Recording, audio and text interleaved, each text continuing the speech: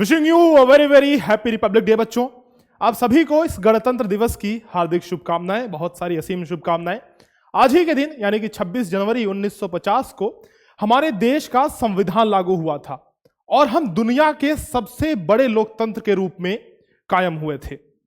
हमारे संविधान के चलते ही हमें अपने अधिकार मिलते हैं। इस संविधान में एक ऐसे भारत की कल्पना की गई, एक ऐसे देश की कल्पना की गई जहां पे सबको सम्मान का जीवन मिले, जहां पे सबको बराबरी का अधिकार मिले, सबको उनके हक मिले और सबके अधिकारों के साथ साथ हमें कुछ कर्तव्य भी सौंपे गए। तो आज हमारे कर्तव्यों का दिन है। हम अपने कर्तव्य का इस तरह से निर्वहन करें ताकि हमारा देश, हमारा सोसाइटी एंड खुद हम एज एन इंडिविजुअल प्रोग्रेस करें, आगे बढ़ पाए। हर एक चीज का, हर एक व्यक्ति का इस देश में बहुत बड़ा योगदान है। एक छोटी छोटी बूंदों से सागर भरता है, घड़ा भरता है। तो हर एक चीज का अपना योगदान है, अपना महत्व है, लेकिन शिक्षा का सबसे ज्यादा योगदान है इस देश को विकसित करने में। हमें सोसाइटी के लेवल पे एंड इस पूरे नेशन के लेवल पे विकसित करने में शिक्षा का बहुत ही बड़ा योगदान है। तो बच्चों, आज के दिन आपसे यही गुजारिश है कि पढ़ाई पे बहुत अच्छे से ध्यान दो। पढ़ोगे लिखोगे तभी आगे बढ़ोगे और तभी अपना डेवलपमेंट, सबका डेवलपमेंट कर पाओगे, एक अच्छा जीवन जी पाओगे, है ना। तो पढ़ाई बिल्कुल नहीं छोड़नी है, हमें साथ साथ पढ़ाई करते चलना है। Once again I am wishing you very very happy Republic Day. मनाओ बच्चों, मिठाई खाओ, मस्त रिपब्लिक डे मनाओ, लेकिन साथ साथ पढ़ाई भी करते रहो, ठीक है। आज के इस वीडियो में जैसा कि आपको पता है कि आपका पेपर है 29 अप्रैल को, नवोदय विद्यालय का पेपर है, तो हम लोग रिवीजन स्टार्ट कर रहे हैं। आज की इस वीडियो में मैं number system A to Z complete कराऊंगा, पूरा रिवीजन कंप्लीट आपका कराऊंगा। मैंने आपके लिए नोट्स तैयार कर रखे हैं, मैं दिखाता हूं, और पूरा नंबर सिस्टम मैं इस वीडियो में कंप्लीट कराने वाला हूं। आपका रिवीजन जो है वो मैं कराने वाला हूं। ये देखो, मेरे हैंड रिटन नोट्स हैं, सारा कुछ बहुत ही ढंग से, बहुत ही अच्छे से लिख करके मैंने तैयार किया है आप सभी के लिए। इसका PDF मैं डिस्क्रिप्शन में दे दूंगा, तो आप इसको प्रिंट करा लेना और प्रैक्टिस अच्छे से कर लेना, ठीक है। PDF इसका आपको मिल जाएगा। ये सारी चीजें आप देखो, और इसी से मैं आपको आज पढ़ाने वाला हूं, कंप्लीट रिवीजन आपका कराने वाला हूं नंबर सिस्टम का। अगर आपका बहुत ही अच्छा रिस्पॉन्स रहा तो इस तरह के मैं और भी चैप्टर्स के वीडियोस लेकर आऊंगा आपके सामने, ठीक। फिलहाल इसको पढ़ते हैं, नंबर सिस्टम को स्टार्ट करते हैं बेटा। ये देखो, ये सारी चीजें ना आपको मिल जाएंगी, नोट्स मैं दे दूंगा, आप जो है कर सकते हो, इसको प्रिंट कर सकते हो, डिस्क्रिप्शन में लिंक दे दूंगा मैं। चलो बेटा, स्टार्ट करते हैं फिर नंबर सिस्टम से। पहला देखो क्या क्या चीजें हम पढ़ने वाले हैं, ये देखो। एक बार रिवीजन करते हैं कि भाई नंबर सिस्टम में हमारे सिलेबस में है क्या, ठीक है। पहली चीज तो ये देखो, नंबर सिस्टम है क्या, बेसिक जानकारी हम लेंगे, है ना, कि नंबर सिस्टम भाई आखिर है क्या, क्या इसका यूज होता है। उसके बाद रोमन नंबर के बारे में हम लोग ये डिटेल में पढ़ने वाले हैं, क्योंकि इसके क्वेश्चंस आते हैं, नवोदय या सैनिक, आप कुछ भी बात कर लो। टाइप्स ऑफ नंबर, संख्याओं के प्रकार, किस प्रकार की संख्याएं होती हैं, कितनी संख्याएं होती हैं, जैसे सम संख्या, विषम संख्या, ये सारी संख्याएं, अभाज्य संख्याएं, को प्राइम नंबर्स। तो ये सारी चीजों के बारे में हम लोग यहां पे पढ़ने वाले हैं, ठीक है। उसके बाद नंबर फॉर्मेशन के बारे में पढ़ेंगे, यानी कि संख्याएं बनाना, हम लोग संख्याएं बनाना सीखेंगे। छोटी से छोटी संख्या, बड़ी से बड़ी संख्या, छोटी से छोटी सम संख्या, बड़ी से बड़ी विषम संख्या, तो इस तरह की संख्याएं हम लोग बनाना सीखेंगे, ओवरऑल देखेंगे। उसके बाद place value and face value पे हम लोग क्वेश्चन करने वाले हैं, यानी कि स्थानीय मान तथा जातीय मान, ठीक है। स्टार्ट करते हैं। थोड़ा मैं तेजी से चलूंगा बेटा, जल्दी जल्दी चलूंगा, क्योंकि रिवीजन क्लास है। एंड लास्ट में मैंने क्वेश्चंस भी आपको दिए हुए हैं, तो ये क्वेश्चंस भी आपको करने हैं सारे। एक मिनट में दिखाता हूं आपको, ये देखो। अरे कहां गया भाई, क्वेश्चंस किधर गए? देखो बेटा, अरे इसमें नहीं है क्या? एक मिनट, शायद इसमें नहीं है बेटा, मतलब इस नोट्स में है, ये कंप्लीट नोट नहीं है। कंप्लीट नोट का जो है, कंप्लीट नोट का लिंक आपको डिस्क्रिप्शन में मिल जाएगा। स्टार्ट करते हैं। सबसे पहले मैं दिखा देता हूं आपको, यहां पे देखो, इधर देखो, एक मिनट, किधर गया भाई? हाँ देखो, ये सारे क्वेश्चंस हैं, आप सभी के लिए क्वेश्चंस भी लास्ट में प्रैक्टिस के लिए दिए हुए हैं। तो चलो स्टार्ट करते हैं। यही चीज ना मैंने इस नोट पे, इस बोर्ड पे लाकर स्क्रीनशॉट रख दिया है। तो बेसिकली हम लोग नोट से ही पढ़ाई कर रहे हैं, लेकिन इस फॉर्मेट में, ठीक है। तो ये चीज हम लोग number system, Roman numbers, type of numbers, number formation and place value and face value हम लोग पढ़ने वाले हैं। स्टार्ट करते हैं सबसे पहले नंबर सिस्टम में। नंबर सिस्टम से देखो, मैंने आपको बताया कि जनरली हम लोग नंबर्स को दो तरीके से लिखते हैं। पहला जो अपनी भारत की प्रणाली है, मतलब Indian number system, and second जो इंटरनेशनल नंबर सिस्टम है, यानी कि जो ओवरऑल रिकॉग्नाइज्ड होता है, overall all over the world जो है रिकॉग्नाइज्ड होता है, वो नंबर सिस्टम। जैसे कि आपने YouTube पे देखा होगा, एग्जाम्पल से ही चलते हैं। YouTube पे आप कोई सा भी चैनल सर्च करोगे तो यहाँ पे मान लो द्रोण स्कूल चैनल मैंने सर्च किया तो यहाँ लिखा हुआ है 449K लिखा हुआ है। अब इस K का मतलब क्या हुआ? 1000 हुआ। K का मतलब 1000 हुआ, यानी 449K का मतलब हुआ 4,49,000, 4,49,000। ठीक है, तो ये है इंटरनेशनल नंबर सिस्टम, है ना। और अगर मैं इंडियन नंबर सिस्टम में लिखूं तो इसको मैं लिखूंगा 4.49 लाख, मतलब 4,49,000 मैं लिखूंगा। तो आपने देखा भाई कि इंटरनेशनल सिस्टम में लाख नहीं होता है, वहां पे हजार में बात होती है, और हजार के बाद मिलियन आ जाता है, और मिलियन के बाद अगला यूनिट बिलियन आता है। लेकिन अगर हम इंडियन नंबर सिस्टम में देखें तो सैकड़े के बाद हजार, हजार के बाद फिर लाख वाला यूनिट आता है, उसके बाद करोड़ वाला यूनिट आता है। ठीक है, तो इस तरीके से सिस्टम हमारा चलता है। सिंपल सी कहने की बात यह है बेटा, ये पेन है, इसको मैं ये कह दूं कि भाई 6 सेंटीमीटर का पेन है ना, या फिर मैं इसको इंच में कह दूं कि 2.5 इंच के आसपास का पेन है, ऐसा कह दूं तो बात बराबर है। चाहे मैं इंच में बोलूं चाहे सेंटीमीटर में बोलूं, बात एक ही है। अब तुम्हारा नाम मुन्ना हो या मोहित हो, स्कूल में मान लो मोहित तुमको बुलाते हैं और घर पे तुम्हें मुन्ना बुलाते हैं, बात वही है ना। रेफर तो तुम्हें ही कर रहे हैं, बुला तो तुम्हें ही रहे हैं, चाहे मुन्ना से बुलाएं चाहे मोहित से बुलाएं। ठीक है, तो हम लिख एक ही नंबर को रहे हैं। जैसे अगर मैं लिखना चाहूं एक के आगे 1 2 3 4 5 6 जीरो मैंने लगा दिया, तो इसको इंटरनेशनल नंबर सिस्टम में 1 मिलियन बोल देंगे। ठीक बात है। और इसको अगर मैं इंडियन नंबर सिस्टम की बात करूं तो इंडियन नंबर सिस्टम में देखो ये 10 लाख हो जाएगा, 10 लाख हो जाएगा। भाई एक के बाद 6 जीरो ही तो है, यानी इतने पैसे अगर मैं तुम्हें दूं तो चाहे मैं ये कह के दूं कि मिलियन में दे रहा हूं, चाहे मैं ये कह के दूं कि 10 लाख दे रहा हूं, पैसा तो उतना ही दे रहा हूं, है कि नहीं। तो सिस्टम अलग है, तरीका अलग है, लेकिन अमाउंट उतना ही है। ठीक है, तरीका अलग है, गिनने का तरीका अलग है, नंबर सेम है। तो सिंपल सी बात बेटा, जनरली हम 2 तरह के नंबर्स का यूज करते हैं, एक इंडियन नंबर सिस्टम और दूसरा है इंटरनेशनल नंबर सिस्टम। ठीक है, इंटरनेशनल नंबर सिस्टम में हमेशा 3 डिजिट के बाद कॉमा लगता है, ध्यान रखना ये बात। और इंडियन नंबर सिस्टम में पहले तो भाई 3 डिजिट के बाद कॉमा लगता है और फिर 2-2 डिजिट के बाद कॉमा लगता है। जैसे यहां देखो, यहां देखो, यह है अपना इंडियन नंबर सिस्टम और यह है अपना international number system. Indian number system में देखो units, tens, hundreds, thousand, 10,000, 1 lakh, 10 lakh, crore, 10 crore, अरब, 10 करोड़, अरब, 10 अरब, खरब, 10 खरब। ठीक है, यहां पे इकाई, दहाई, सैकड़ा, हजार, 10,000, लाख, 10 लाख, करोड़, 10 करोड़, अरब, 10 अरब, खरब, 10 खरब। तो इस तरीके से लिखा हुआ है, ध्यान से देखना। थोड़ा मैं जूम करके आपको दिखाता हूं, इधर देखो, यहां पे आप देखो ना बेटा कि सबसे पहले यहां पे 3 डिजिट के बाद एक कॉमा लगा हुआ है, सही बात है। फिर 3 डिजिट के बाद यहां पे भी एक कॉमा आप देख रहे हो। जैसे ही हमारे अंक बढ़े, जैसे ही जो संख्या में जो डिजिट्स है, जैसे उनका इंक्रीमेंट हुआ, जैसे ही वो बढ़े, मतलब यहां पे ये 6 अंक आ गए ना, 6 अंक आ गए।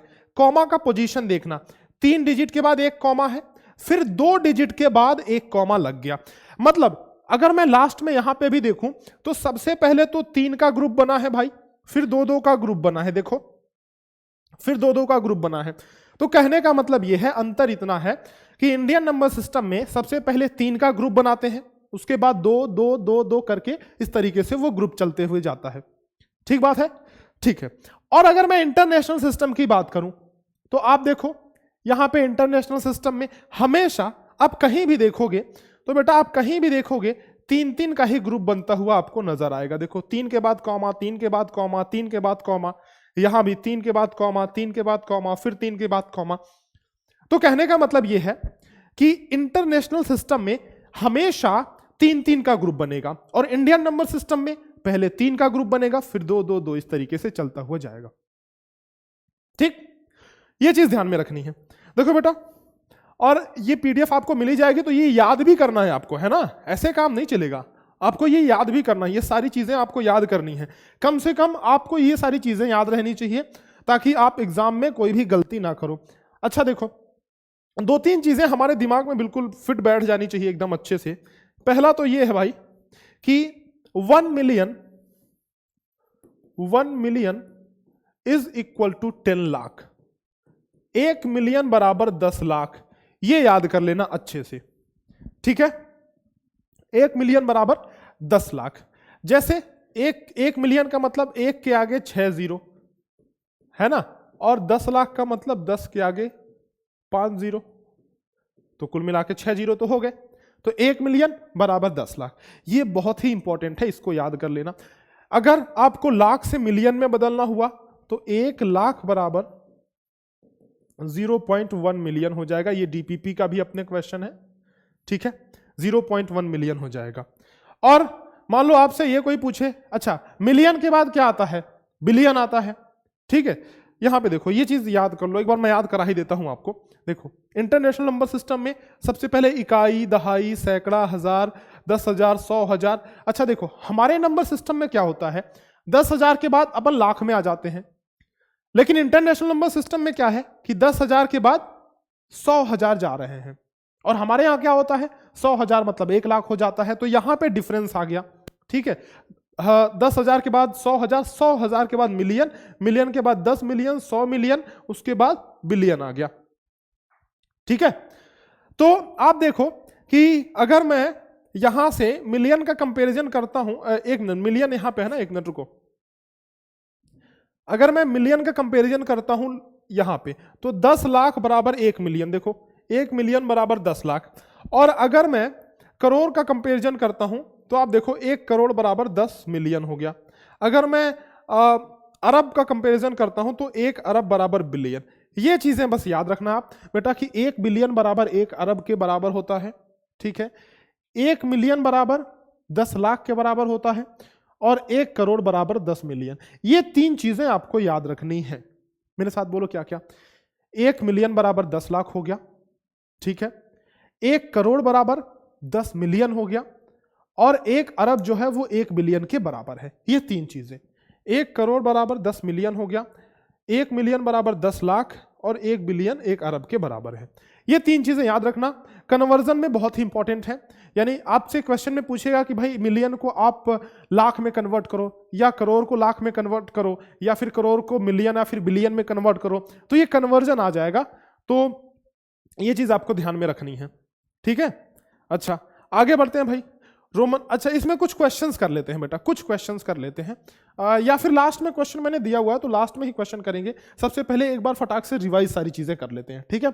रिवीजन क्लास है तो सबसे पहले तो उस पर ज्यादा क्वेश्चंस पे भी ध्यान नहीं देते हैं, कॉन्सेप्ट सबसे पहले सीख लेते हैं, जो भी कॉन्सेप्ट यहाँ पे है।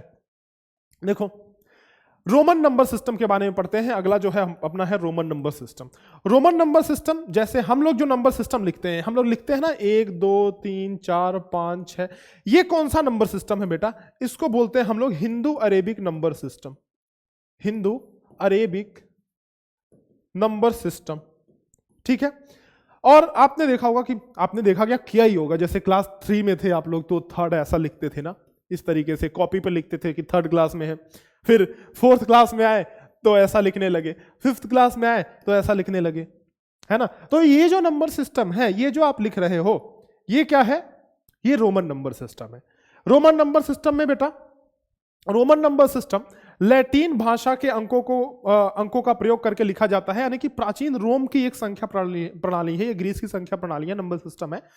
तो ये पुरानी हो चुकी है, इसका ज्यादा यूज नहीं होता है, छोटे नंबर्स को रिप्रेजेंट करने के लिए इसका यूज होता है। अब ऐसा नहीं है कि लाख को हमें लिखना है तो रोमन में लिखे, बहुत बड़ा हो जाएगा, तो नहीं लिखते हैं, ठीक है। करोड़ को नहीं लिखेंगे, यानी जब हमें लाख की बात करनी हो, जब हमें करोड़ की बात करनी हो, तो हम लोग नॉर्मल ही नंबर सिस्टम, जो हमारा ये हिंदू अरेबिक नंबर सिस्टम है, हम लोग इसको लिखेंगे।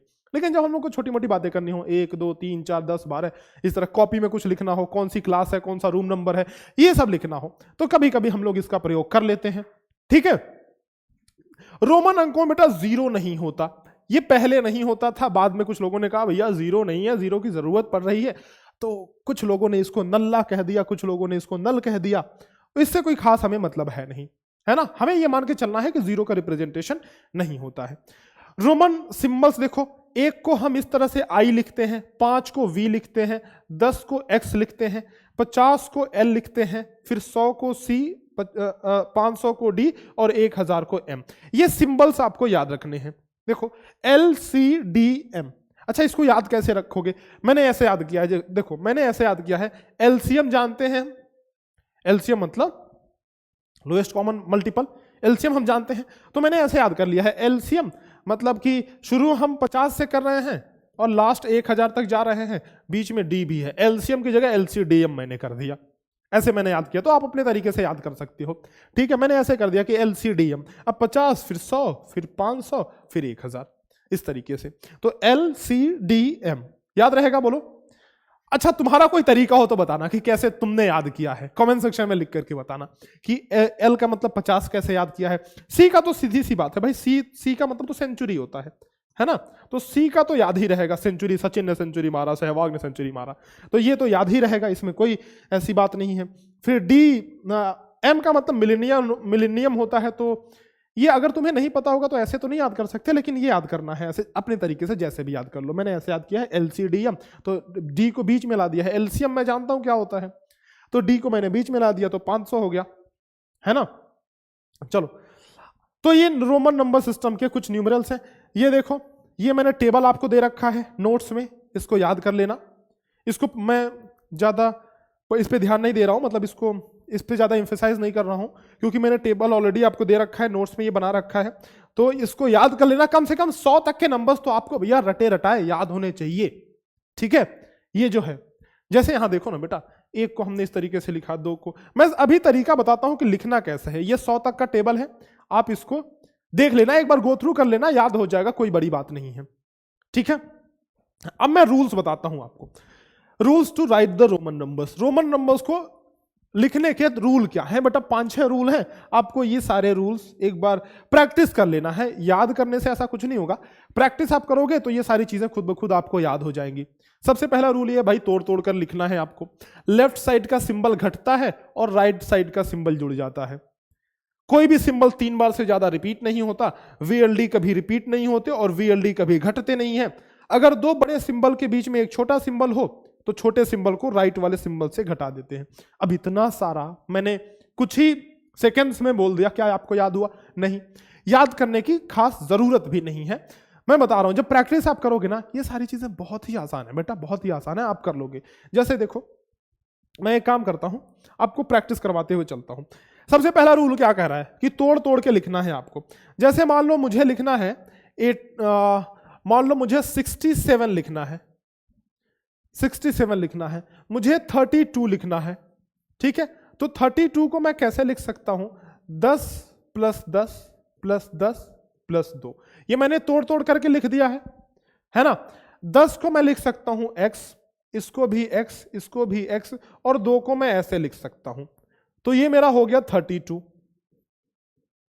है कि नहीं? ये मेरा 32 हो गया। उसके बाद अगर मैं 67 को लिखना चाहूं तो 67 को कैसे लिख सकते हैं बेटा? 67 को हम लिख सकते हैं 50 + 10 और +7, ठीक है। इस 7 को भी हम लिख सकते हैं 5 और 2 के रूप में। इस 2 को हम लिख सकते हैं 1 और 1 के रूप में, ठीक है। तो आप देखो कि कैसे ये चीजें आगे बढ़ रही हैं भाई। 50 के नीचे हमने L रख दिया 50 की वैल्यू, 10 के नीचे हमने X रख दिया 10 की वैल्यू, 1 के नीचे भाई I रख दिया 1 की वैल्यू, और इसके नीचे भी I रख दिया, ठीक है।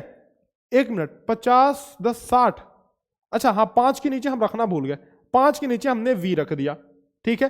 तो टोटल मिलाकर के हो रहा है LXVII, ठीक।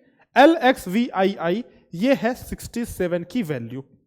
अब आप देखो टेबल में एक बार, LXVII 67 की वैल्यू, यहां देखो LXVII, ठीक है।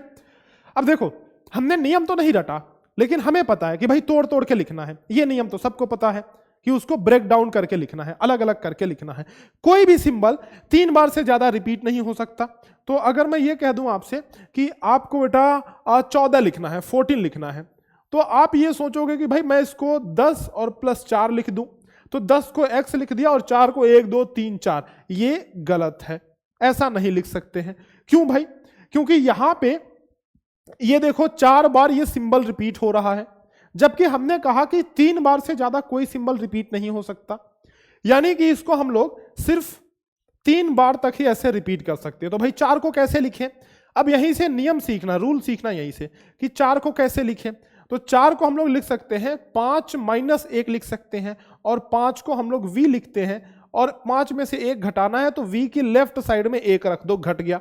रूल पढ़ो, रूल क्या कह रहा था कि राइट वाला सिंबल जुड़ता है और लेफ्ट वाला सिंबल जो है वो घट जाता है, यानी 5 के पहले ये जो 1 है वो घट गया, तो 5 - 1 ये 4 हो गया, और ये 10 तो है ही भाई, ठीक है। तो 10 and +4 ये 14 हो गया, XIV ये 14 हो गया, 14 हो गया, ठीक है। समझ में आ रही चीजें? तो रूल आपको ऐसे एक बार गो थ्रू कर लेना है, और उस पर प्रैक्टिस ढेर सारी जब आप करोगे ना तो सारी चीजें आपको याद हो जाएंगी, रटने की आवश्यकता नहीं है, ठीक है। अच्छा, कुछ और प्रैक्टिस कर लेते हैं। 49 को देखो, जैसे मैंने ये लिखा हुआ है, 49 को देखो बेटा कैसे लिखा। 49 को 40 + 9 लिख दिया, और 40 का मतलब 50 - 10 तो XL हो गया, L का मतलब बेटा 50, और L में से X घटा दो तो 40 ये हो गया, ठीक है। 9 को 10 में से 1 घटाओगे तो IX बराबर 9, यानी कि 10 में से 1 घट रहा है, तो 40 ये 9 ये 49 दोनों को मिला करके लिख दिया। 127 को उसी तरीके से लिखना है, तो 100 + 20 + 7, 100 का मतलब C हो गया, 20 का मतलब X हो गया, और 7 का मतलब बेटा 7 का मतलब 5 + 2 यानी कि V, 2 का मतलब I, तो ये 7 हो गया। तो CXXVII ये 127 की वैल्यू हो गई। यहां पे देखो DCLXXXV, इसको हमने लिखना है हिंदू अरेबिक सिस्टम में, तो भाई फिर वही तोड़ तोड़ के लिखो।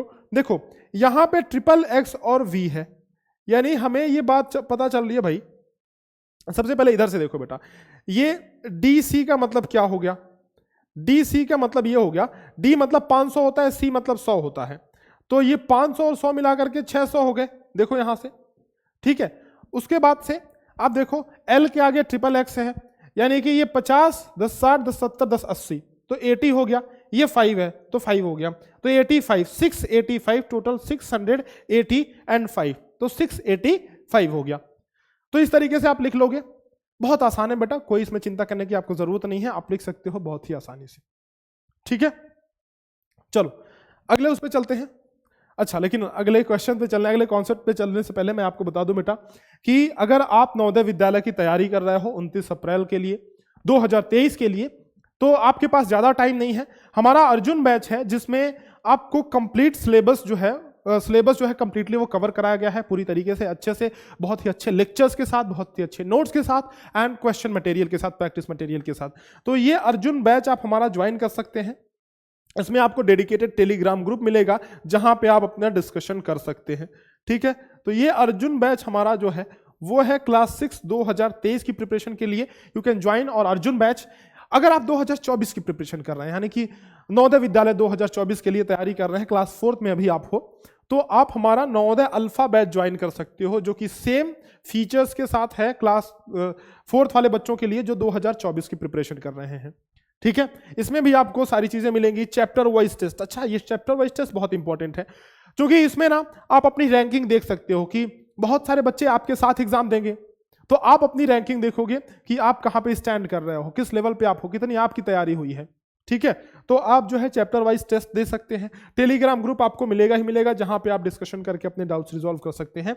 बाकी 2024 के सैनिक स्कूल की तैयारी के लिए सैनिक अल्फा बैच है हमारा, और इसके अलावा अगर आप इस साल की तैयारी कर रहे हैं तो मॉक टेस्ट आपके लिए बहुत ही ज्यादा जरूरी है। एंड 50 मॉडल पेपर, इसने तो बहुत ही अच्छा रिस्पांस दिया था, हर बार इसका रहा है, इससे बाहर क्वेश्चन बेटा आते ही नहीं है। तो 50 मॉडल पेपर की सीरीज आप ले सकते हैं। 10 मॉक टेस्ट है ऐप के अंदर, द्रोण स्कूल का ऐप आप डाउनलोड करें। कोई भी दिक्कत होती है अगर आपको कोर्स को बाई करने में, तो ये हमारा हेल्पलाइन नंबर है 6260388361 पे, इस पे आप हमें कॉल या व्हाट्सएप कर सकते हैं, ठीक है। द्रोण स्कूल का ऐप प्ले स्टोर से डाउनलोड करें, डिस्क्रिप्शन में लिंक होगा, वहां से भी आप जा सकते हैं, प्ले स्टोर पे जाकर के directly you can download the Drona school app, ठीक। चलिए अब आगे बढ़ते हैं बेटा, टाइप्स ऑफ नंबर्स के बारे में जानते हैं कि नंबर कितने प्रकार के होते हैं। ये कुछ टाइप्स ऑफ नंबर हमने लिखे हैं यहां पे। इनको एक एक करके हम लोग समझेंगे। प्राकृतिक संख्या यानी कि नेचुरल नंबर, पूर्ण संख्या यानी कि होल नंबर, पूर्णांक संख्याएं यानी इंटीजर्स, परिमेय संख्याएं, अपरिमेय संख्याएं, सम संख्याएं, इवन नंबर्स, विषम संख्याएं, ऑड नंबर्स, अभाज्य संख्याएं, प्राइम नंबर्स, भाज्य संख्याएं, कंपोजिट नंबर्स, सह अभाज्य संख्याएं, को प्राइम नंबर या फिर रिलेटिवली प्राइम नंबर भी बोलते हैं इनको, जुड़वा अभाज्य संख्या यानी कि ट्विन प्राइम नंबर्स। ठीक है, ये सारी चीजें समझेंगे। लेकिन उससे पहले एक चीज, एक एनालॉजी समझो कि जैसे देखो, मान लो कि मैं यानी कि मास्टर रामपुर गांव में रहता है। ये रामपुर है विलेज। रामपुर क्या है बेटा? विलेज है। ठीक है, एक कोई सा भी विलेज का और नाम आप रख लो। मान लो कि एक कौड़िया करके एक कोई भी गांव है। ठीक है, या फिर उसको अच्छा सा नाम रखते हैं, जैसे कि विशाखा रख लेते हैं। विशाखा, ठीक है, विशाखा एक गांव का नाम है। ठीक है, मान लो तो ये रख लेते हैं। एक गांव है, दो गांव है। ठीक है, और ये दोनों गांव मान लो एक डिस्ट्रिक्ट के अंदर आते हैं, एक जिले के अंदर आते हैं, जिसका नाम है गोरखपुर। मान लो गोरखपुर। ठीक है, और ऐसे बहुत सारे डिस्ट्रिक्ट हैं, जो एक राज्य के अंदर आते हैं, एक स्टेट के अंदर आते हैं, जिसका नाम है उत्तर प्रदेश। ठीक, अब यहां पे देखो कि भाई जो बच्चा यहां पे रामपुर में रह रहा है, वो ये तो नहीं कह सकता मैं विशाखा में रह रहा हूं, बिल्कुल नहीं। लेकिन वो ये कह सकता है कि मैं गोरखपुर डिस्ट्रिक्ट में रहता हूं, और ये भी कह सकता है मैं गोरखपुर डिस्ट्रिक्ट में रहता हूं, है ना। यानी हर एक बच्चा रामपुर में रहने वाला और विशाखा में रहने वाला ये कह सकता है कि वो रहता है गोरखपुर डिस्ट्रिक्ट में। ठीक है, लेकिन ये वाला तो नहीं कह सकता मैं गोरखपुर डिस्ट्रिक्ट में रहता हूं, ये भी नहीं कह सकता, ये भी नहीं कह सकता। लेकिन इस गोरखपुर में रहने वाला हर एक बच्चा और इस डिस्ट्रिक्ट में रहने वाले सभी लोग ये कह सकते हैं कि मैं यूपी में रहता हूं। तो कहने का मतलब ये है, ऐसा ही कॉन्सेप्ट आएगा बेटा। आप यहां पे देखोगे नंबर सिस्टम को हमने इस तरीके से रिप्रेजेंट किया है।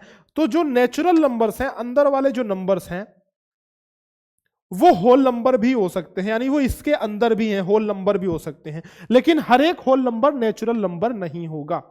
अब इस सारी की परिभाषा सबसे पहले सीखते हैं, उसके बाद ये चीज समझ में हमें आएगी। ये जो हमने कहानी बताई ना, ये तब समझ में आएगी जब हमें पता लगेगा कि ये नंबर्स हैं क्या क्या। देखो, सबसे पहले बेटा स्टार्ट करते हैं नेचुरल नंबर से कि भाई नेचुरल नंबर क्या है। नेचुरल नंबर, हम गिनती की संख्याओं को नेचुरल नंबर कहते हैं। सिंपल प्राकृतिक संख्या। जैसे मुझे कोई चीज गिनना हुआ तो क्या मैं 0 से स्टार्ट करूंगा? नहीं। क्या मैं 1 से स्टार्ट करूंगा? बिल्कुल, मैं 1 से स्टार्ट करूंगा। 1 2 3 4 5 6, इस तरीके से मैं गिनूंगा, है ना। तो गिनती की संख्याओं को, भाई जब आदमी एकदम बाबा आदम के जमाने का था, एकदम जंगलों वंगलों में रहता था, तो उसको गिनने की जरूरत पड़ी ना भाई। मैंने आज एक पक्षी मारा, मैंने आज एक शिकार किया, एक शेर मारा, आपने 2 शेर मारा, 3 शेर मारा, तो भौकाल टाइट करने के लिए कोई गिनने की जरूरत तो पड़ेगी ना। 1 शेर मारा, 2 शेर मारा, 3 शेर मारा, तो वहां से गिनती की शुरुआत हुई। 1 2 3 4 5 6 इस तरीके के नंबर्स गिनने लगे वो लोग, है ना। तो 0 को इंक्लूड नहीं किया था उस टाइम पे। तो नेचुरल नंबर्स यानी प्राकृतिक संख्याएं जो कि 1 से शुरू होकर के और अनंत तक जाती है, हमें नहीं पता इसका ओर छोर पता नहीं कहां तक है। ठीक है, तो ये नंबर अनंत तक जाती हैं, 1 से लेकर के एकदम अनंत तक। तो ये संख्याएं हो गई नेचुरल नंबर्स। दूसरा, जब हमने इस परिवार में हमने 1 2 3 4 5 6 के परिवार में हमने 0 को भी ऐड कर दिया, तो ये पूरा एक और बड़ा परिवार बन गया, और इसको हमने कह दिया भाई ये होल नंबर है। तो नेचुरल नंबर और होल नंबर में ज्यादा अंतर नहीं है, एक 0 का अंतर है। लेकिन ये 0 आपका नंबर कम करवा सकता है या फिर नंबर बढ़वा सकता है, ये याद रखना है चीजें। हर नेचुरल नंबर एक होल नंबर होता है, लेकिन हर होल नंबर एक नेचुरल नंबर नहीं होता है। कहानी समझ में आ रही है कि हर रामपुर में रहने वाला बंदा कह सकता है कि मैं गोरखपुर का हूं, लेकिन हर गोरखपुर का रहने वाला बंदा ये नहीं कह सकता कि मैं रामपुर का हूं। कैसे? मान लो गोरखपुर के विशाखा विलेज में रहता है, तो वो थोड़ी ना ये कह सकता है कि मैं रामपुर का हूं। लेकिन रामपुर का हर एक बंदा कह सकता है ना कि मैं गोरखपुर के अंदर हूं, है कि नहीं। उसी तरीके से बेटा यहां देखो, इसीलिए मैंने कहानी आपको बताई थी कि जो नेचुरल नंबर्स हैं उनको मैंने अंदर वाले गोले में रखा है, 1 2 3 4 5 6 7 8 9 10, और जो होल नंबर्स हैं उनको मैंने बाहर वाले गोले में रखा है, यानी 0 से मैंने स्टार्ट किया है। तो 1 2 3 4 5 6 7 8 के फैमिली में हमने 0 को भी ऐड कर दिया, तो हमने ये कहा भाई कि ये हमारे होल नंबर्स हैं। ठीक है, तो हर एक होल नंबर जो है वो नेचुरल नंबर नहीं हो सकता है। लेकिन हर एक नेचुरल नंबर जो है वो होल नंबर भी है, और हर एक होल नंबर एक इंटीजर भी है, हर एक इंटीजर एक रैशनल नंबर भी है। ठीक है, तो ये चीज आपको समझनी है। ये समझ में आ रहा है? चलो अब बाकी इंटीजर की तरफ बढ़ते हैं। देखो भाई 1 2 3 4 5 6 7 8 ये तो था ही, हमने 0 को इंक्लूड किया, हमने कहा होल नंबर हो गया। हमने बेटा -1 को इंक्लूड, माइनस की जब संख्याओं को इंक्लूड कर दिया, 0 के पहले एक नंबर लाइन अगर मैं बनाऊं, जैसे मान लो कि मैं बनाता हूं ये एक नंबर लाइन, ठीक है भाई, यहां बीचों बीच है 0 1 2 3 4 5 1 2 3 4 5, यहां पे है -1 -2 -3 -4। तो अगर मैं इधर की तरफ बढ़ता हूं तो मैं किधर बढ़ रहा हूं? नेगेटिव नंबर्स की तरफ बढ़ रहा हूं। अगर मैं इधर की तरफ बढ़ रहा हूं तो मैं पॉजिटिव नंबर्स की तरफ बढ़ रहा हूं। इसको एकदम दूर तक खींच दूं तो मैं पहुंच जाऊंगा इनफाइनाइट पे, और इसको मैं एकदम दूर तक खींच दूं तो भाई मैं पहुंच जाऊंगा माइनस इनफाइनाइट पे। मतलब बात मेरे को समझ में आ रही है कि भाई साहब जब तक ये 1 से नंबर शुरुआत होते थे तब तक तो ये थे नेचुरल नंबर्स, जब ये 0 से शुरू होने लगे तो ये हो गए होल नंबर्स। और जब हमने इस पूरी फैमिली में, इस पूरे परिवार में ये माइनस नंबर को भी इंक्लूड कर दिया, यानी ये टोटल मिला करके ये कैसे नंबर होंगे बेटा? ये हो जाएंगे इंटीजर्स हो जाएंगे, यानी कि ये पूर्णांक हो जाएंगी। ये संख्याएं पूर्णांक मतलब इंटीजर संख्याएं हो जाएंगी। ठीक है, तो भाई 1 से शुरू हो रहा है natural numbers, adding 0 we get whole numbers, and after adding minus या फिर negative numbers we are getting integers. ठीक है, कोई दिक्कत नहीं। चलिए, तो इंटीजर्स मतलब सिंपल सी बात है बेटा, जब हमने नेगेटिव नंबर्स को भी ऐड कर दिया तो हमने कहा भाई ये क्या हो गई? इंटीजर्स हो गई। रेशनल नंबर्स क्या है? आगे जो है परिमेय संख्या, यानी कि रेशनल नंबर्स क्या है बेटा? देखो जैसे अब ये हुआ, यहां पे 1 के बाद हम ले आ रहे हैं 2, लेकिन भाई बीच में आधा भी तो है, 1/2 भी तो है, तो उसको तो हमने पहले देखा नहीं था। हम तो बड़े जोश जोश में थे कि 1 के बाद 2, 2 के बाद 3, 3 के बाद 4 ऐसे करते जा रहे हैं। बीच में आधा को हम भूल गए, 2 के बाद 3 आ रहा है, 2.5 को भूल गए। ठीक है, तो बीच बीच में बहुत सारी संख्याएं फ्रैक्शन में भी हैं, यानी कि वो मतलब पूरी पूरी नहीं है। वो कैसी संख्या है? आधी अधूरी संख्या है। जैसे आधा हो गया, 1 के बाद 1.5 आ गया, 1.25 आ गया, 1.75 आ गया, 1.33 आ गया। तो इन दोनों नंबर्स के बीच में, या फिर इन दोनों नंबर्स के बीच में, या फिर इन दोनों नंबर्स के बीच में, इन सभी नंबर्स के बीच बीच में इनफाइनाइट मतलब बहुत सारे नंबर्स ऐसे हैं जो फ्रैक्शंस में हैं।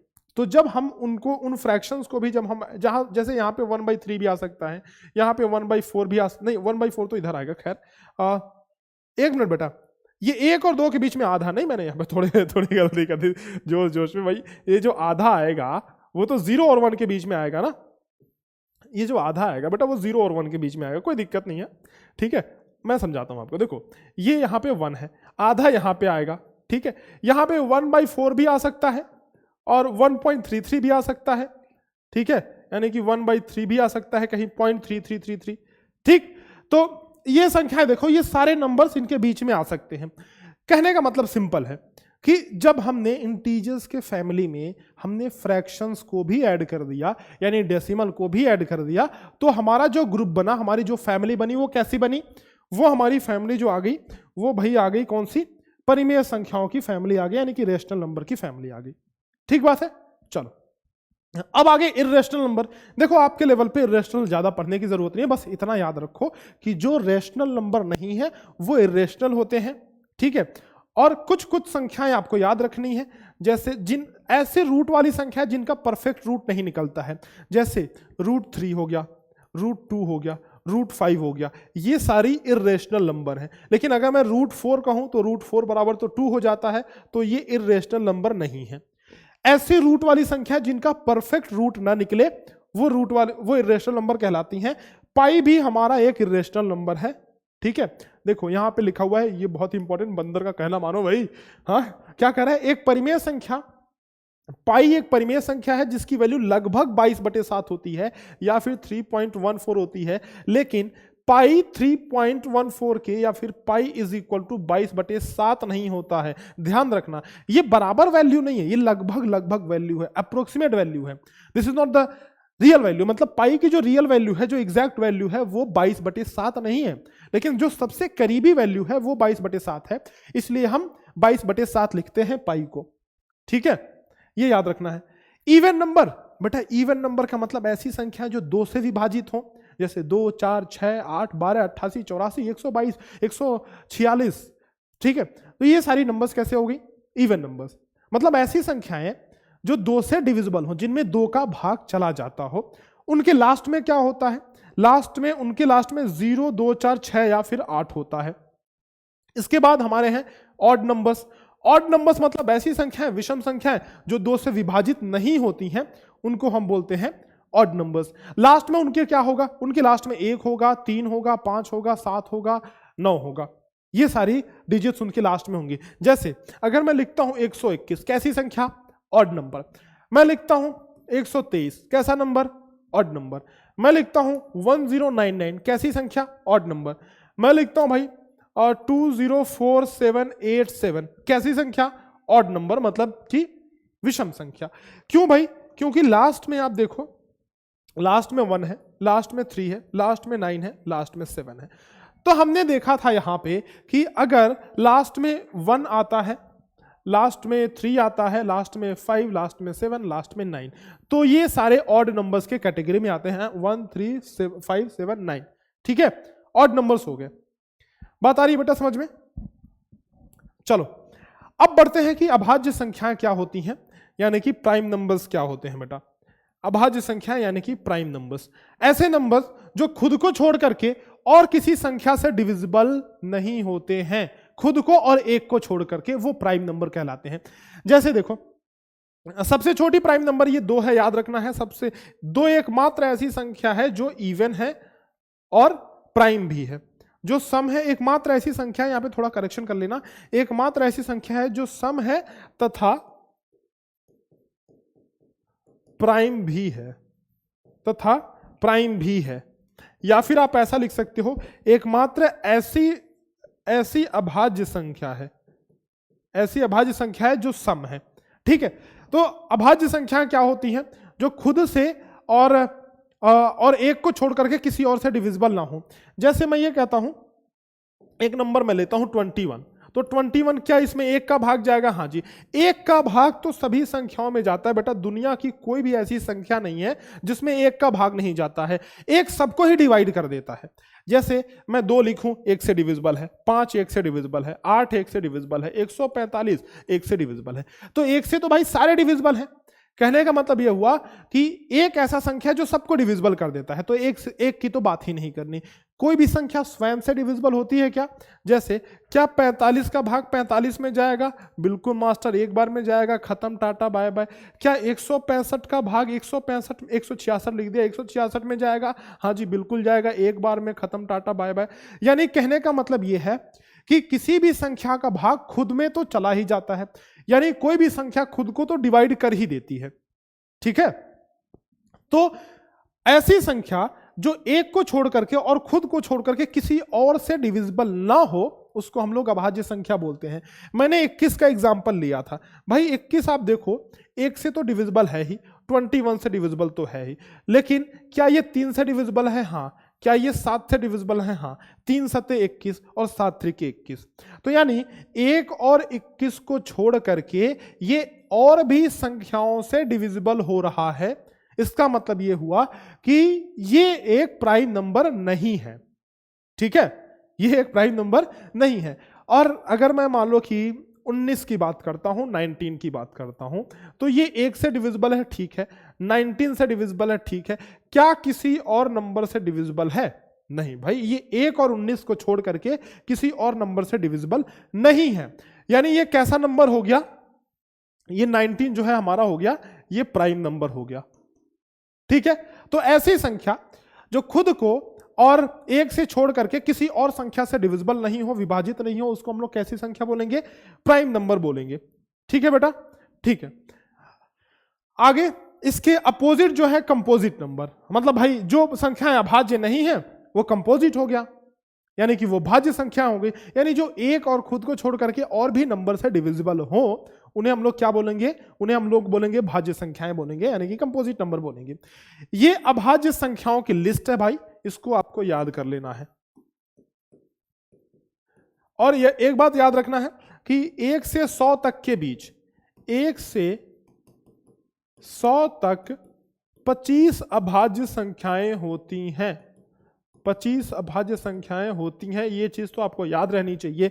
1 2 3 4 5 6 7 8 9 10 11 12 13 14 15 16 17 18 19 20 21 22 23 24 और 1 25। ठीक है, तो ये सारे 25 आपकी अभाज्य संख्या है, इनको आपको याद कर लेना है अच्छे से बेटा।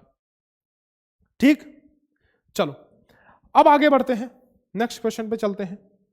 आ जाओ, नेक्स्ट क्वेश्चन कह रहा हूं, मतलब कि कुछ बंदर मामा की बात सुन लेते हैं। बंदर मामा क्या कह रहे हैं, किसी भी भाज्य संख्या को अभाज्य संख्या के प्रोडक्ट के रूप में यानी कि गुणनफल के रूप में लिख सकते हैं।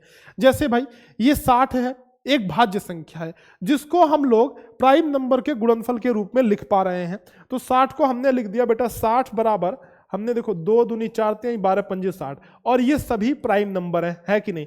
2 एक प्राइम नंबर है, 2 एक प्राइम नंबर है, 3 प्राइम नंबर है, 5 प्राइम नंबर है। तो सबसे छोटी प्राइम नंबर कौन सी संख्या है, बोलो। सबसे छोटी प्राइम नंबर है 2। ठीक है, और 2 एक ऐसी प्राइम नंबर है, एकमात्र केवल और केवल ऐसा प्राइम नंबर है जो कि इवन है। बाकी सभी संख्याएं इवन नहीं है, प्राइम है लेकिन इवन नहीं है। जो प्राइम नंबर्स हैं वो प्राइम होने के साथ साथ इवन नहीं है, सम संख्या नहीं है। 2 सिर्फ एक ऐसा प्राइम नंबर है जो प्राइम होने के साथ साथ सम भी है यानी इवन भी है। को प्राइम नंबर्स, अब सहभाज्य संख्याओं की बात करते हैं बेटा। ऐसी संख्या है जिनका एचसीएफ यानी कि मसा 1 होता है, उनको को प्राइम नंबर बोलते हैं। अब मैंने मसा के बारे में आपको पढ़ा रखा है, ठीक है, मसा के बारे में मैंने आपको पढ़ा रखा है। तो मसा यानी कि एचसीएफ, आपको मुझे पता है बेटा कि आपको ये चैप्टर मैंने पढ़ा दिया, इसीलिए डायरेक्ट मैं बात कर रहा हूं कि जिनका एचसीएफ 1 आए उनको हम लोग को प्राइम नंबर बोलते हैं। जैसे 2 और 15, यहां पे भाई 2 तो प्राइम नंबर है, 15 प्राइम नहीं है, लेकिन दोनों मिलकर के साथ में को प्राइम कहे जाएंगे। क्यों? क्योंकि भाई इनका एचसीएफ 1 आ रहा है।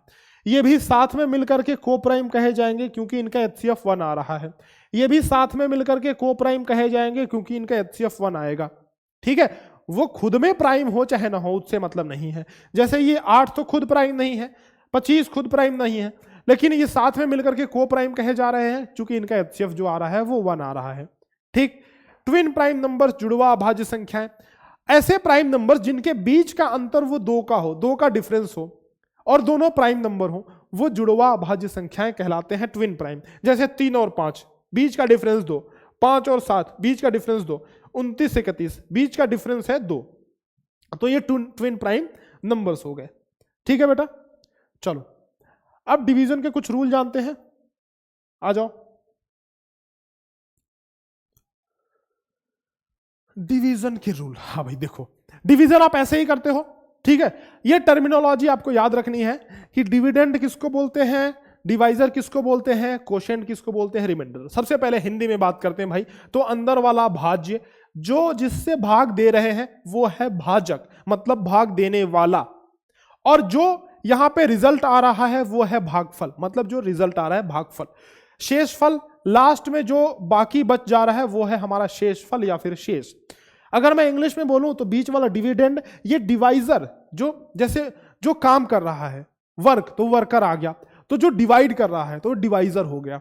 ठीक है, डिवाइजर यहां पे ये डिविडेंड मतलब जिसमें भाग दिया जा रहा है, और कोशेंट का मतलब कि जो भागफल आ रहा है, जो हमारा रिजल्ट निकल के आ रहा है, जो शेष बच गया रिमाइंडर। ठीक है, इनके बीच का आप रिलेशन देखो, ये रिलेशन बड़े काम की चीज है बेटा। भाज्य बराबर भाजक गुणे भागफल प्लस शेष, यानी अगर मुझे ये निकालना है तो इन दोनों का मल्टीप्लाई कर दो और रिमाइंडर जोड़ दो। ठीक है, फिर से इसमें थोड़ा अलग से मैं बताता हूं। देखो, अगर आपको ये बीच वाली संख्या निकालनी है तो इन दोनों का मल्टीप्लिकेशन कर दो और रिमाइंडर को जोड़ दो। जैसे अगर मुझे 75 निकालना है तो 18 चौके 72 और प्लस 3 75 आ गया ना। यानी कि बेटा हमें अगर ये बीच वाली संख्या निकालनी है तो इन दोनों को मल्टीप्लाई करके और बीच वाला हमें जोड़ देना है। ठीक है, भाज्य बराबर भाजक गुणे भागफल प्लस शेषफल। ठीक, चलो एक बात याद रखना कि रिमाइंडर हमेशा 0 या 0 से बड़ा होता है तथा भाजक से छोटा होता है, यानी कि डिवाइजर से छोटा होता है। रिमाइंडर कभी लास्ट में कुछ नहीं बचा मतलब हम बोलेंगे कि रिमाइंडर 0 हो गया, 0 से बड़ा भी हो सकता है, लेकिन हमेशा जो रिमाइंडर होगा वो इससे छोटा होगा, भाजक से छोटा होगा। ठीक है, ये चीज आपको याद रखनी है, भाग से संबंधित जो ये रूल है, नियम है। बाकी अब संख्याएं बनाना सीखते हैं। देखो सिंपल सी बात है, अगर आपको बड़ी संख्या बनानी है, अगर आपको छोटी संख्या बनानी है या फिर बड़ी संख्या बनानी है, तो आपको क्या करना है, सबसे पहले बड़ी संख्या से स्टार्ट करते हैं। अगर लार्जेस्ट नंबर बनाना है, एक अंक की बड़ी संख्या 9 हो गई, 2 अंक की बड़ी से बड़ी संख्या 99 हो गया, 3 अंकों की बड़ी से बड़ी संख्या 999, 4 अंकों की बड़ी संख्या 4 बार 9, यानी जितने अंकों की बड़ी से बड़ी संख्या, मैक्सिमम नंबर आपको बनाना है, लार्जेस्ट नंबर बनाना है, उतने ही 99 आपको लिख देने हैं। अगर आपको छोटी से छोटी संख्या बनानी है तो क्या करना है, जैसे देखो एक अंकों की छोटी से छोटी संख्या 1, 0 नहीं लिखना है आपको, एक अंकों की छोटी से छोटी संख्या हमारी 1 ही होती है। उसके बाद हमको जैसे छोटी से छोटी संख्या की हम बात करें, इसमें हम लोग नेचुरल डोमेन को कंसीडर करते हैं, मतलब नेचुरल नंबर को कंसीडर करते हैं। ठीक है, देखो यहां, अच्छा यहां पे 2 डिजिट होना चाहिए, ठीक है, यहां पे थोड़ा मिस्टेक है। 2 डिजिट की छोटी से छोटी संख्या क्या हो गई, 1 के बाद हमने एक 0 रख दिया। कहने का मतलब यह है कि डिजिट्स तो 2 हैं, है ना, लेकिन इसके पहले जो है ये 1 है, सबसे पहले हमें शुरू में 1 रखना है, उसके बाद जितनी चीजें बच रही हैं, जितने अंक बच रहे हैं, उतने जीरोस हमें बढ़ा देने हैं। ठीक, तो 1 के बाद मतलब 1 अंक की छोटी से छोटी संख्या हमने 1 रखा यहां पे, 3 अंकों की छोटी से छोटी संख्या मुझे बनानी है, तो टोटल मुझे 3 डिजिट चाहिए, 3 अंक चाहिए। तो 3 अंक में भाई साहब एक तो पहला हो गया हमारा 1, उसके बाद बचे 2, तो डबल 0 हमने और बढ़ा दिया, यानी 1 के बाद ये 2 0 हमने बढ़ा दिया। 6 अंकों की छोटी से छोटी संख्या चाहिए, तो ये जो है, अब ये देखो, ये तुम्हारे अशोक सर लोग आकर के मुझको डिस्टर्ब कर रहे हैं पढ़ाई में। चलो बेटा जाइए आप कोई बात नहीं भाई, ये लोग करते रहते हैं बेटा, बहुत शैतान लोग हैं। अशोक सर, गौरव सर सब आकर के ना झा करें कि सर क्या पढ़ा रहे, आ जाओ इधर करते हैं। तो ये 5 डिजिट छोटी से छोटी संख्या हमारी होगी। 6 डिजिट की छोटी से छोटी संख्या कहने का मतलब ये हुआ कि एक तो हमें 1 रखना है, शुरू में 1 रख देना है, उसके बाद जितने बचे उतने जीरोस हमें बढ़ा देने हैं। 1 रखना है और जितने बचे उतने जीरोस हमें बढ़ा देना है। ठीक है, आगे बढ़ते हैं, नेक्स्ट देखते हैं भाई। अब दिए गए डिजिट से बड़ी संख्या या फिर छोटी से छोटी संख्या बनाना। कभी कभी क्या होता है, आपको नंबर्स, आपको डिजिट्स दे दिए गए होते हैं, जैसे 5 6 0 4 से बड़ी संख्या बनाओ, या फिर 5 6 0 4 से छोटी संख्या बनाओ। तो उस केस में क्या होता है, सबसे पहले अगर मुझे बड़ी संख्या बनानी है तो सबसे पहले मैं बड़ी संख्या को रखूंगा, उसके बाद मैं छोटी संख्याओं को चुनते हुए आगे बढ़ जाऊंगा। जैसे यहां पे एग्जांपल देखो, 1 2 6 0 7 से सबसे बड़ी संख्या बनानी है, तो सबसे बड़ा अंक मेरा 7 है, तो मैंने 7 को लिखा, फिर 6 आया 6 को लिखा, फिर 2 आया 2 को लिखा, फिर 1 आया 1 को लिखा, फिर 0 को लिखा। ये मेरी सबसे बड़ी से बड़ी संख्या बन गई। ठीक है, अच्छा इसी में वेरिएशन देखो, अगर आपसे ये पूछ लिया जाए कि बड़ी से बड़ी संख्या ऐसी बताओ इन नंबर से जो एक ऑड नंबर हो, यानी कि जो एक विषम संख्या हो, तो बात हमारी कैसे बनेगी बेटा। देखो ये जो 0 है, लास्ट में 0 आ गया, लास्ट में 0 आ गया, मतलब क्या हुआ, ये संख्याएं कैसी है, ये संख्या कैसी है, सम संख्या है, हमें बनानी है विषम संख्या।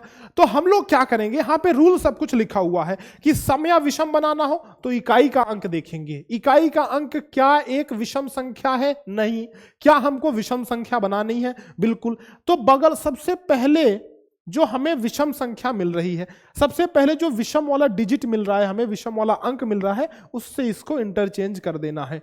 ठीक है, जैसे स्टार्टिंग में विषम अंक 1 है, 1 से हमने इंटरचेंज कर दिया, यानी कि 1 0 इसको लिख देंगे, तो 7 6 2 0 1 लिख देंगे ना, हमने इसको चेंज कर दिया तो 0 1 लिख देते, आपस में चेंज कर दिया, 7 6 2 0 1।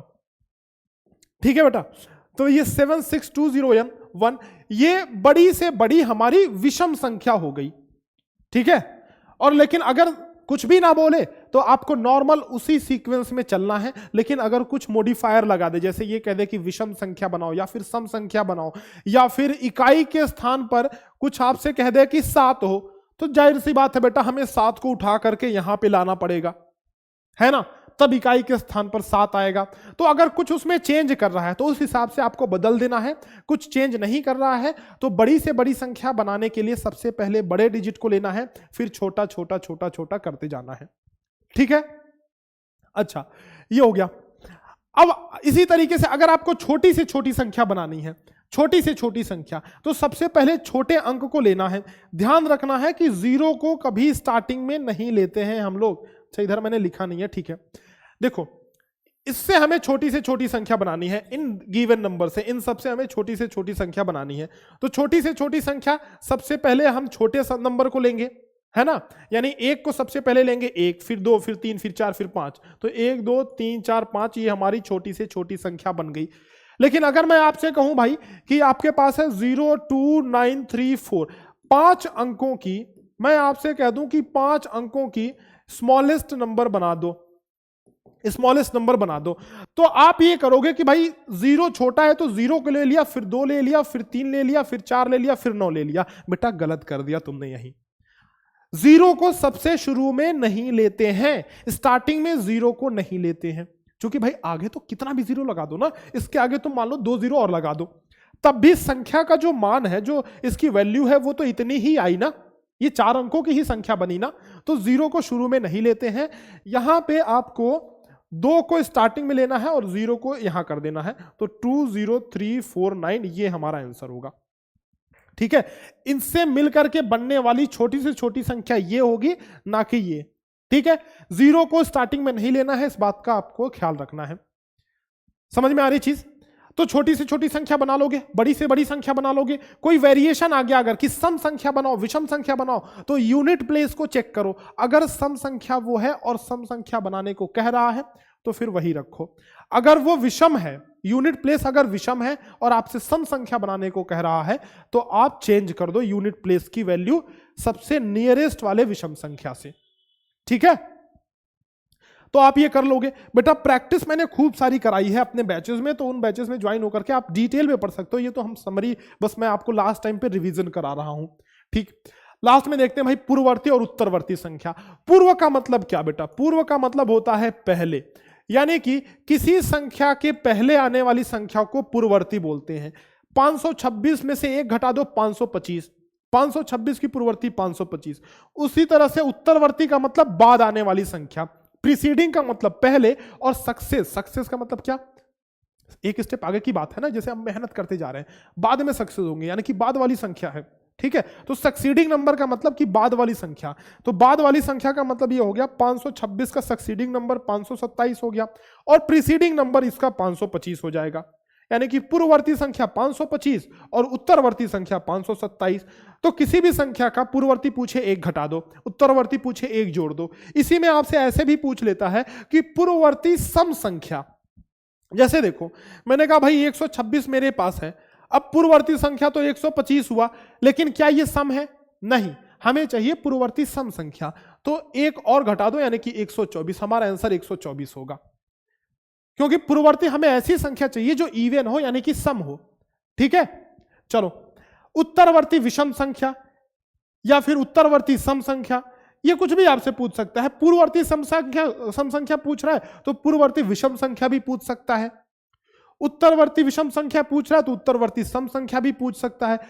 मेरे कहने का मतलब सिर्फ इतना है ना कि अगर आपको सम या विषम की बात आपसे कह रहा है कि उत्तरवर्ती विषम संख्या निकालो या फिर उत्तरवर्ती सम संख्या निकालो, तो आपको चेक करना है कि क्या जो मेरा आंसर आ रहा है वो सम या विषम है या नहीं है। अगर नहीं है तो उत्तरवर्ती में 1 और जोड़ दो, और पूर्ववर्ती पूछ रहा है तो 1 और घटा दो, ठीक है। कुल मिला के आपको सम या विषम बनाना ही है ना। चलो आगे, ये चीज याद रखो बेटा, ये चीज कई सारे बुक्स में दिया रहता है और आप फालतू में कंफ्यूज होते हो। उत्तरवर्ती संख्या को अनुवर्ती या फिर परवर्ती भी कहते हैं, और पूर्ववर्ती को अपवर्ती भी कहते हैं, ठीक है। चलो नेक्स्ट, स्थानीय मान तथा जातीय मान सीख लेते हैं फटाक से बेटा। स्थानीय मान और जातीय मान यानी कि place value and face value. देखो, स्थानीय मान का मतलब ये हो गया किसी भी डिजिट की जो प्लेस वैल्यू होती है उस डिजिट के पोजीशन पर डिपेंड करती है।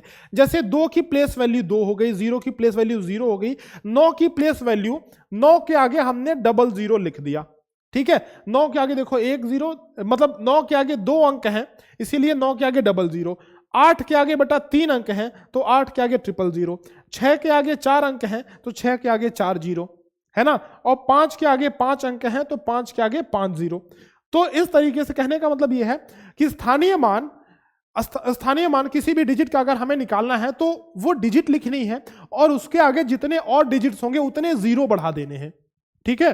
तो स्थानीय मान हमारा आ जाएगा 5 का स्थानीय मान, जैसे देखो यहाँ पे वही हमने लिखा ना कि 5 का स्थानीय मान, 5 के नीचे हमने 5 लिखा और उतने सारे हमने जीरो बढ़ा दिए जितने इसके आगे अंक हैं। तो देखो 1 2 3 4 5 अंक हैं, तो 5 के आगे 1 2 3 4 5 जीरो हो गया, ये स्थानीय मान हो गया, यानी प्लेस वैल्यू हो गया। अगर मैं फेस वैल्यू की बात करूं तो भाई फेस का मतलब क्या, तुम्हारा ही चेहरा, मतलब कि भाई जो है वही, कुछ दिखावा नहीं करना है। जैसे 2 की प्लेस वैल्यू 2 ही हो गई, 0 की फेस वैल्यू 0 ही हो गई, 9 की 9, 8 की 8, 6 की 6 और 5 की 5। तो फेस वैल्यू का मतलब सिंपल है कि जो अंक है वही अंक, उसमें कुछ भी चेंज नहीं करना है, वही फेस वैल्यू है उसकी, ठीक है। फेस वैल्यू का मतलब ये हो गया। तो बेटा लगभग हमने इस चैप्टर को खत्म कर दिया है। अब सारे क्वेश्चंस हैं, तो आई होप कि रिवीजन करने में आपको मदद मिली होगी और ये जो नंबर सिस्टम चैप्टर है ओवरऑल एक आइडिया आपको लगा होगा कि किस तरीके से हमें पढ़नी है और क्या क्या पढ़ना है। इसके बाद आपकी प्रैक्टिस बचती है। ये जितने सारे भी क्वेश्चंस हैं, ये सारे क्वेश्चंस हैं बेटा, ये सारे क्वेश्चंस मैं करवा दूंगा, लेकिन उससे पहले आपको वादा करना पड़ेगा कि इस वीडियो में बहुत ही अच्छे व्यूज जाएंगे, बहुत ही अच्छा रिस्पॉन्स रहेगा, तभी मैं उसको करवाने वाला हूं। बेटा अगर आप नवोदय की तैयारी कर रहे हैं 2023 की, तो अर्जुन बैच जरूर से आप लें, इसमें एनरोल करें। इसमें ये सारी चीजें बिल्कुल डिटेल से पढ़ाई गई हैं। ये तो एक रिवीजन लेक्चर था, बिल्कुल डिटेल सिलेबस आपको मिलेगा, बिल्कुल डिटेल लेक्चर्स आपको प्रैक्टिस मटेरियल के साथ आपको मिलेंगे अर्जुन बैच के अंदर। 2024 के लिए अगर आप प्रिपेयर कर रहे हैं तो नवोदय अल्फा और सैनिक अल्फा हमारा बैच है सैनिक स्कूल के लिए। अभी के लिए 2023 के लिए मॉक टेस्ट और 50 मॉडल पेपर की जो सीरीज है वो बहुत इंपॉर्टेंट है। अगर आपको कोई जानकारी चाहिए कोर्सेज के बारे में तो आप हमें इन नंबर्स पे कॉल कर सकते हैं। लेकिन इसका जो हमने शुरू में आपको बताया कि ये जो नोट्स से मैं पढ़ा रहा हूं, इसका लिंक मैं डिस्क्रिप्शन में दे दूंगा। तो टेलीग्राम ग्रुप का लिंक जो है डिस्क्रिप्शन में दे दूंगा, वहां पे ये नोट्स मैं डाल दूंगा, वहां से जाकर के आप ये नोट्स डाउनलोड कर लेना और ये क्वेश्चंस की प्रैक्टिस करो तुम सभी बेटा। ये जितने भी क्वेश्चंस हैं आपको इनकी प्रैक्टिस करनी है और एक साथ जवाब लिख करके कमेंट सेक्शन में देना है, ठीक है। तो मैं देखता हूं कि कितने सारे बच्चे एक साथ जवाब लिख करके मुझे कमेंट सेक्शन में देते हैं ये चीज, ठीक है। तो आपको इन सारे क्वेश्चंस के, एक क्वेश्चंस का नहीं, ये जो सारे 20 क्वेश्चंस हैं आपको जाना है सबसे पहले तो टेलीग्राम ग्रुप, नीचे लिंक जो दिया हुआ है उस लिंक पे आप जाओ और इसको डाउनलोड करो, ठीक है। प्रिंट भी करा सकते हो और सभी को सॉल्व करो अच्छे से, उसका जवाब मुझे कमेंट सेक्शन में लिखना। और अगर इस वीडियो पे 100 के व्यूज चले जाते हैं तो मैं अगले और भी समरी वाले वीडियोस लेके आऊंगा, यानी कि और भी रिवीजन वीडियो लेके आऊंगा। अगर इस पे 100 के व्यूज जाते हैं तभी, अगर नहीं जाते हैं तो भाई सॉरी फॉर दैट कि मैं फिर अगले वीडियोस लेकर के नहीं आ पाऊंगा। दिस इज द टारगेट, 100 के व्यूज। इसके बाद हम लोग लेके आएंगे अगला वीडियो जो है, यानी कि जो भी आप कहोगे, जैसे नंबर सिस्टम हो गया, होल नंबर का हम लोग एक पूरा का पूरा चैप्टर जो है उसको लेकर के आएंगे, परसेंटेज। तो जो कुछ भी आप कहोगे, आपकी जो भी डिमांड रहेगी, अगला कौन सा चैप्टर का रिवीजन चाहते हो कमेंट सेक्शन में लिखो और ये सारे आंसर्स जरूर से लिखना बेटा।